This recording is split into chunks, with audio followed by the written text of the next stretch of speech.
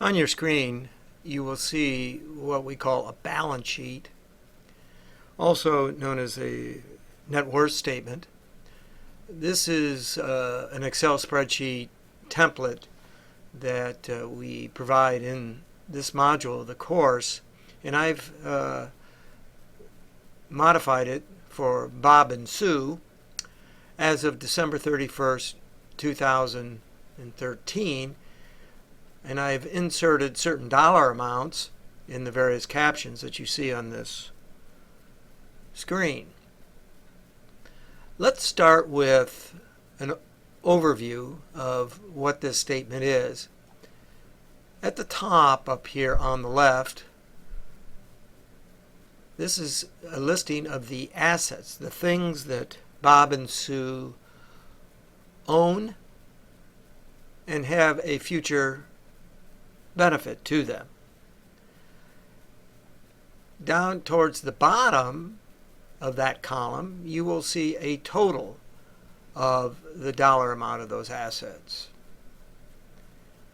Off to the right, you will see a listing of liabilities. These are the obligations that Bob and Sue have to other people as of December 31st, 2013.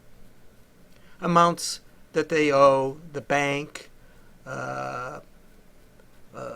or vendors for services rendered. At the bottom of that column, you will see also a total of liabilities. And then below that, you will see a net total referred to as net worth. That is the difference between the total assets and the total liabilities for Bob and Sue as of December 31st, 2013.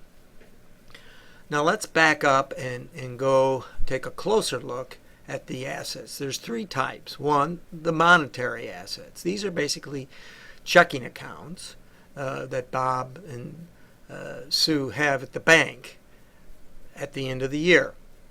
And these are the dollar amounts that are in those accounts. Those amounts come right off their banking statements. Below that, you will see tangible assets, or what I call lumpy assets. These are the cars and the furniture and the appliances that they have. Now, the important thing about these tangible assets, the dollar amount that you reflect in this column should represent the fair value of those assets, not the cost, but the value that Bob and Sue could get if they sold these particular assets. So, admittedly, it's somewhat arbitrary, but reasonable nonetheless. And then the third category of assets are investment assets. Now, these are stocks and bonds and other marketable securities that Bob and Sue own as of December 31st, 2013.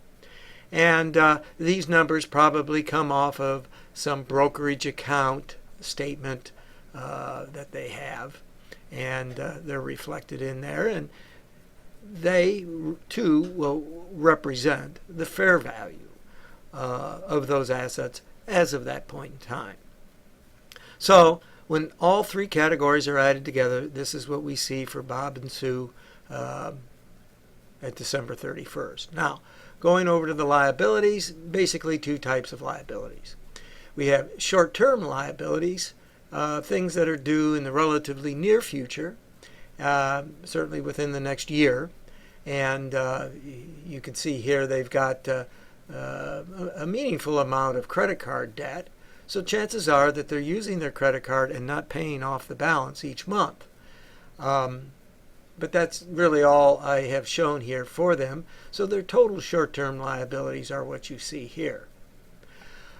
Then the long-term liabilities are liabilities that are due other people in usually a year or more. So here we have the car loan that is on the car that they show over as an asset. And also we have student loans for the two of them that are still outstanding and will be paid off over a number of years.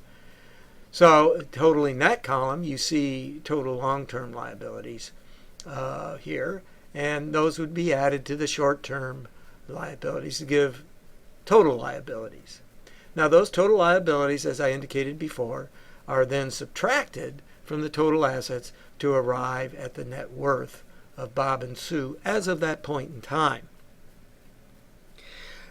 As I indicated before, the balance sheet or net worth statement is a very, very important statement, and should be compiled at least once a year to see if you are on track in achieving your financial goals. I hope you have found this to be helpful. So good luck and enjoy.